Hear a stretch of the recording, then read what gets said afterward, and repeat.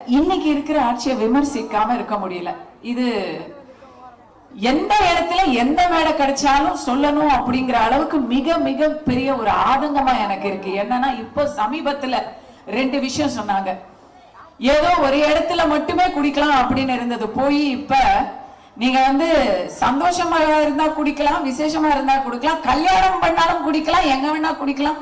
இப்படிப்பட்ட ஒரு ஒரு எல்லாத்துக்கும் நம்ம தடை போட மாட்டோம். அதுக்கு பதிலா நம்ம லைசன்ஸ் கொடுத்துருவோம்.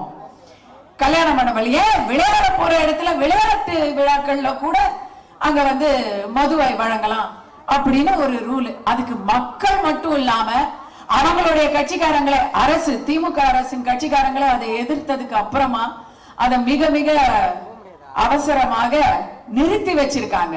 மொத்தமா அதை வாபஸ் வாங்கல, நிறுத்தி வச்சிருக்காங்க. திருப்பி யாராவது எந்த இடத்துலயாவது ஒரு சின்ன லூப் ஹோல் வருமா அப்படின்னு கண்டிப்பா பாப்பாங்க. அந்த இடத்துல ஒவ்வொருத்தரும், இத கட்சிக்காக சொல்லல, ஒவ்வொரு தாய்மாருக்கும் சொல்றேன், ஒவ்வொரு குழந்தை புள்ள குட்டிக்காரங்க இருக்கக்கூடிய எல்லாருக்கும் சொல்றேன், விழிப்பாக இருக்கணும். மக்கள் விழிப்பாக இருக்கணும். விழிச்சுக்கிட்டே இருந்தாதான் இந்த மாதிரி மிகப்பெரிய அநியாயங்களை நிறுத்த முடியும்.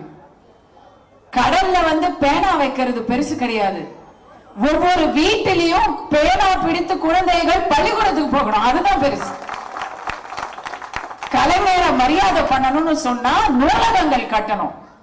திருவள்ளுவர் சிலையை விட 3 அடி அதிகமா கடல்ல சுற்றுச்சூழல் மாசு ஏற்படும் அளவுல ஒரு பேனா வைக்கிறதெல்லாம் என்ன ஒரு இது வைக்கலாம். பேனா தாராளமா வைக்கலாம். பேனா வைக்க இடமா இல்ல, உங்க பாக்கெட்ல வச்சுக்கோங்க. யார் வேணாம்னு சொன்னா அதுக்கு பே ஆஃப் பெங்கால் தான் கிடைச்சுதா, அங்கதான் வைக்கணுமா? அங்க எழுத கூட முடியாது. பேப்பரே இல்லாத இடத்துல பேனா எதுக்கு வைக்கணும்? இப்படிப்பட்ட எதுக்கு அதை சொல்ல வரேன்னா, மக்களுக்கு எது தேவையோ அதை யார் செஞ்சாலும் அங்க நான் கஸ்தூரி நான் போய் நிற்பேன். அது இன்னமும் இல்ல. என்ன திமுக காரங்க நல்லது செய்யறேன்னு சொல்லி கூப்பிட்டா நான் போவேங்க. நல்லது சொல்றேன்னு சொல்லி என்ன கூப்பிடணும். அதுக்கு வாய்ப்பு இருக்குமா? வாய்ப்பு இருக்குமா?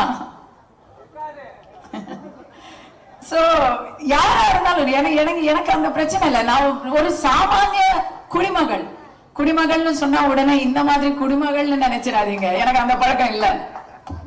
எனக்கு அந்த பழக்கமே இல்லை. சாதாரண ஒரு பிரஜை அப்படின்னு சொல்ல வர